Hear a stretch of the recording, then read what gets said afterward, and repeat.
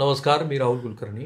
उत्सुकतेपोटी एखादी घटना आपण चर्चेत आणली आणि त्यातनं काही नवीनच माहिती समोर आली, तशी ही आजची बातमी आहे. मराठी व्यक्ती असलेले श्री आपटे यांनी 2019 साली सह्याद्री रुग्णालय हे एका कॉर्पोरेट हाऊसला दिलं, तेव्हा तो 1000 कोटीचा व्यवहार होता. आम्ही 4 दिवसापूर्वी महाराष्ट्राला ही बातमी सांगितली की ते सह्याद्री रुग्णालय जे आता हडपसरमध्ये आहे, जे डेक्कनला आहे, जे कराडमध्ये आहे, पश्चिम महाराष्ट्राच्या आणखी काही भागात आहे, ते मणिपाल नावाच्या देशपातळीवरच्या एका कॉर्पोरेटनी विकत घेतलं. मग त्याच्यासाठी त्यांनी निवृत्ती वेतनाचा फ्रान्समधला फंड वापरला आणि म्हणून मणिपालची आत्ताची देशपातळीवरची व्याप्ती ही 12,000 बेड्स एवढी मोठी झालेली आहे. आय कॅन टेल यू की अलीकडच्या काळातला हा सगळ्यात मोठा सह्याद्री रुग्णालयासंदर्भातला 6,400 कोटी रुपयाचा व्यवहार आहे. तो देशपातळीवरचा एका मोठ्या व्यवहारापैकी आरोग्य क्षेत्रातला मानला जातो आहे. आणि मणिपालची पण क्षमता 12,000 बेडवरती गेलेली आहे, जी इतर कोणत्याही कॉर्पोरेटपेक्षा मोठी मानली जाते. पण मी ज्या वेळेला ह्याच संदर्भात श्री राजेंद्र कोंडरे यांच्याशी बोलत होतो, तुमचं स्वागत आहे NTVमध्ये, तेव्हा त्यांनी मला डेक्कन इथे सह्याद्रीचं जे मूळ रुग्णालय श्री आपटे यांनी सुरू केलं त्या संदर्भातली फारच रंजक माहिती दिली. तर ती सुरुवातीपासून सांगा की कसं लक्षात आलं तुमच्या? पुण्यामध्ये भारत सावंत नावाचे महापौर असतात, त्यावेळेस पुणे महानगरपालिकेने डेक्कनमधली प्राईम लोकेशन असलेली 23,000 स्क्वेअर फूट जागा ही ₹1 नाममात्र भाड्याने कोकण मित्र मंडळ ह्या सेवाभावी संस्थेस दिली 98ला. आणि ती चॅरिटी रजिस्टर संस्था होती आणि गोरगरीब सामान्य रुग्णांना कमी दरामध्ये उपचार मिळावेत अशी महापालिकेची त्यात भावना होती. त्याप्रमाणे कोकण मित्र मंडळांनी त्याची ॲक्टिव्हिटी सुरू करून बांधकाम पूर्ण करत असताना मधल्या काळामध्ये त्यांनी सह्याद्री हॉस्पिटल्स प्रायव्हेट लिमिटेड नावाची एक वेगळी ऑर्गनायझेशन आहे, जी कंपनी ॲक्ट खाली रजिस्टर झालेली आहे. ह्या संस्थेचा आणि कोकण मित्र मंडळाच्या एंट्रीमध्ये झाला. कोकण मित्र मंडळातले जे मूळ ट्रस्टी होते, ज्यामध्ये सावंत होते, त्यानंतर राष्ट्रवादी काँग्रेसचे भाजपमध्ये गेलेले कामठे नावाचे माजी जिल्हा परिषद अध्यक्ष, हे सुद्धा त्याच्यामध्ये ट्रस्टी होते. हे ट्रस्टी जवळपास निम्मे गेले, त्याच्या नावावर निम्मे रिप्लेसमेंट आले आणि त्याचं सगळं काम जवळपास डॉक्टर चारू आपटे आणि त्यांचे सहकारी करत होते. दरम्यानच्या काळात काय झालं की हा विषय असा आहे की धर्मादाय म्हणून जी रुग्णालय स्थापन होतात त्याच्यासाठी शासन ₹1 नाममात्र जागा ज्या कारणासाठी देतं, यांचं कॉर्पोरेटायझेशनकडे जी काय वाटचाल चालू आहे हा खरा गंभीर प्रश्न ह्या निमित्तानं पुढे आलाय. थांबा, आता प्रेक्षकांना एक प्रश्न असा पडेल की हे जे कॉर्पोरेटायझेशन झालं तर त्याच्या आधी डेक्कनची नेमकी किती जागा आणि किती वर्षाच्या करारानं आणि कोणत्या अटीवरती महापालिकेनं त्या कोकण मित्र मंडळाला दिली होती? कोकण मित्र मंडळाला ही जी जागा 99 वर्षाच्या कराराने ती 1998 साली रजिस्टर डॉक्युमेंटने ती दिलेली आहे ₹1 नाममात्र भाड्याने. आणि ह्या जागेमध्ये त्यांनी अटच अशी टाकलेली आहे की ही जागा भाडे कराराने दिलेली इतर कोणालाही गहाण, दान, बक्षीस, इजमेंट किंवा कोणत्याही जड जोखमीत गुंतवता कामा नये. करायची असेल तर परमिशन घ्यायची, पण याचा भाडेपट्टा आहे तो ₹1 आहे. ह्याच्यातला इंटरेस्टिंग जो सगळ्यात महत्त्वाचा मुद्दा आहे की पुणे महानगरपालिकेने करार करताना सगळ्यात एक मोठी चूक काय केलेली आहे की 50 बेड्स एवढंच त्याच्यामध्ये महापालिकेने अपेक्षा धरली. 50 बेड म्हणजे एखादी व्यक्ती, समजा मी ॲडमिट झालो आणि मग मला 50 दिवस फक्त उपचार द्यायचे की त्याची जबाबदारी संपली. मग प्राईम लोकेशन असली डेक्कनसारखी 23,000 स्क्वेअर फूट, ज्याच्यावर माझ्या अंदाजाप्रमाणे हॉस्पिटलसाठी जास्त FSI दिला जातो आणि तो सह्याद्री हॉस्पिटलला आणि या कोकण मित्र मंडळाला पुणे महापालिकेने दिलेला आहे. फॅसिलिटी सगळ्या दिलेल्या आहेत आणि अशा परिस्थितीमध्ये महापालिकेने जो फायदा पुणेकरांना करून देण्याचा अभिप्रेत होतो तो याच्यामध्ये सॉल्व्ह झाला नाही.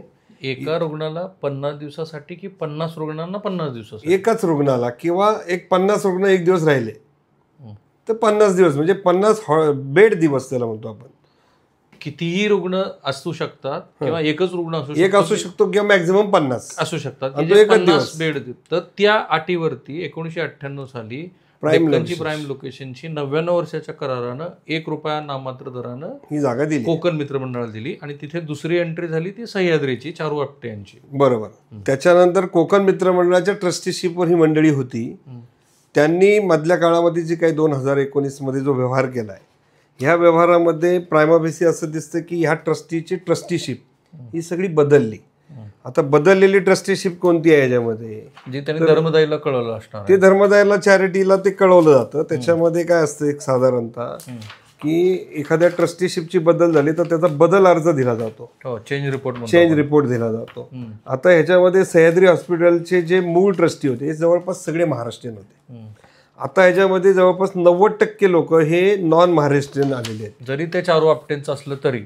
आता चारू आपटेंचा संबंध राहिलेला नाही, कारण कागदपत्रावर काही तसं दिसत नाहीये. ओके, मी आताच तुम्हाला दाखवतो तो कागद याच ठिकाणी, एकच ठिकाणी. हा बघा, हे कागद आहे. किती इंटरेस्टिंग आहे. आता हा जो ट्रस्टचा चॅरिटी कमिशनरला रिपोर्ट सबमिट केलेला आहे. म्हणजे मी जे असं आपल्या इंट्रोडक्शन मध्ये म्हणालो की एका मराठी माणसाचं ते रुग्णालय आहे, तर तुमच्या मताप्रमाणे ते मराठी माणसाचं नाहीच आहे, आता राहिलं नाही. ओके, आता म्हणजे आता 2024 आता तर मणिपालकडेच गेला, आता तर कॉर्पोरेटच झाला. हा जो चेंज रिपोर्ट आला तो कोणत्या वर्षी आला? हा चेंज रिपोर्ट यांनी 3 वर्षापूर्वी दिलेला आहे. हा 20 सप्टेंबरला हा ऑडिट रिपोर्ट सबमिट आहे. ऑडिट रिपोर्टवर ट्रस्टींची नाव आहे. त्याच्यात नाव काय आहे? जसविंदर सिंग मुकर, हे काय महाराष्ट्रीयन नाहीत. डॉक्टर धनंजय चांदकर हे दुसरे ट्रस्टी आहेत. लच्चू नारायणदास दुधवानी, असीम सूद, रिचा चौधरी, शशांक कुमार आणि अपूर्वा कुलकर्णी. तर 2च मराठी नावं दिसली मला दुसऱ्या क्रमांकावर. आता याच्यातली गंमत काय आहे की आता कोणत्याही सार्वजनिक ट्रस्टमध्ये, संस्थेमध्ये कुणी सहजासहजी आपली चेअर सोडत नाही. आणि चेअर जर सोडायची असेल तर महाराष्ट्रातल्या सार्वजनिक संस्थात आपल्या मुलाबाळांना त्याच्यावर ट्रस्टी करतात. ह्याच्यातलं इंटरेस्टिंग पार्ट आहे की ट्रस्टींनी राजीनामे दिलेत मूळ कोकण मित्र मंडळाच्या, त्याच्या बदल्यामध्ये हे आले, तर ह्याच्यामध्ये एक मोठं मनी लँड्रिंग झालं असण्याची शक्यता आहे. किती मोठा बघा. मला सहज आम्ही गप्पा मारताना मला कोंढरेंनी एक 2-3 दिवसापूर्वी हा मुद्दा त्यांनी माझ्या लक्षात आणून दिला की मुळातच 1 रुपया दराने ती जमीन दिलेली. आता नवीन मुद्दा आहे, हे बरोबर आहे त्यांचं म्हणणं आहे की ट्रस्टीशिप कोणी सोडत नाही. त्यामुळे दुसरा मुद्दा लक्षात आला की याच्यामध्ये मनी लॉन्ड्रिंग म्हणजे पैशाचा व्यवहार झाला असण्याची शक्यता. मनी लॉन्ड्रिंग वेगळा कॉन्सेप्ट आहे, पैशाचा व्यवहार झाला असण्याची शक्यता. आणि तिसरा मुद्दा असा की महापालिकेनं एवढी महत्त्वाची जागा सामान्य रुग्णांना उपलब्ध करून दिली, त्यात किती गाढवपणा आहे हा. आणि तुम्ही जे म्हणालात की चूक केली, माझ्यामध्ये चूक नाही केलेली, ते जाणीवपूर्वक केलेली कृती आहे की 50च दिवस 50 बेड दिवस तिथे मिळतील. आता एक प्रश्न प्रेक्षकांसाठी की आता मणिपालला ते गेल्यानंतर तिथे महापालिकेचा काही से असू शकतो का? निश्चित असू शकतो, कारण महापालिकेने कोकण मित्र मंडळाला जागा दिलेली आहे. त्यामुळे जो करार केलेला आहे तो करारामध्ये त्यांना पहिली तांत्रिकदृष्ट्या सुधारणा करावी लागेल. आणि जी मूळ कोकण मित्र मंडळ होते ह्याच्यातला मूळ विषय काय होता की कोकणामधून आलेल्या लोकांनी पुण्यामध्ये एक मंडळ स्थापन केलं आणि त्या मंडळाला ती जागा दिली. ती कशासाठी दिली आहे? तर वैद्यकीय कारणासाठी किंवा सामाजिक सांस्कृतिक प्रकल्पासाठी. ती संस्था कुठे आज? ती कोकण मित्र मंडळ. त्याच्यामध्ये हे मुक्कर, लालवानी हे कसे असू शकतात? तर हे मला महाराष्ट्राला काय सांगायचं आहे की अशी जी धर्मदाय कार्यालय आहेत, रुग्णालयं, त्यांना शासनाने 1-1 रुपयामध्ये जागा दिली. मी आता दुसऱ्या हॉस्पिटलचं नाव घेणार नाही, त्यांना सुद्धा 1 रुपयात जागा दिली. आणि त्यांना ऑर्डरमध्ये असं म्हटलेलं आहे की पुणे महानगरपालिका जे ठरवून देईल त्या दराने तुम्हाला उपचार करायचे. अर्थात त्या दरामध्ये उपचार होत नाही, कारण आता एवढं मोठं मशिनरीज मोठ्या महाग झाल्यात. परंतु ह्या गोष्टी करताना ही जी आत्ता जे हॉस्पिटलचं मी नाव सांगतोय ह्यांचे जे काही दरपत्रक आहेत हे आज जर सामान्य तुम्ही गेलात तिथे तर 2-3-4 दिवसामध्ये लाखो रुपयाची बिलं होत आहेत. तुम्ही कुठल्या रुग्णालयाचं तिथं जर बाहेर माहिती घेतली ते तुम्हाला दिसून येईल. महापालिकेची पहिली जबाबदारी ही जी आहे की आपण एवढी मोठी प्राईम लोकेशनची जागा याचा रिव्ह्यू घ्यायला पाहिजे. ते बरोबर उपचार होत आहेत का, आणि आपण दिलेला जेवढी जागा आहे ती सोन्यासारखी आहे आणि आपण साधी चांदीसुद्धा त्याच्याकडनं घेत नाही लोकांसाठी. हा पहिला मुद्दा. दुसरा, चॅरिटी अँगलनी माननीय धर्मदाय आयुक्तांनी हे महाराष्ट्राच्या सर्व चॅरिटी कमिशनर ऑर्गनायझेशननी लक्षात घ्यायला पाहिजे की ट्रस्टीशिपमध्ये बदल होताना जनरली ती जी चळवळ असेल किंवा मुवमेंट ज्या ऑब्जेक्ट आहे त्या ऑब्जेक्टवर काम करणारेच कार्यकर्ते त्याच्यात सभासद होतात आणि ट्रस्टी होतात. जेव्हा अचानक बाहेरच्या राज्यातली एखाद्या कॉर्पोरेट कंपनीशी संबंधित असणारी लोक जेव्हा ह्या ट्रस्टीशिपमध्ये येतात त्याच्यामध्ये नक्की काळबेर असतं.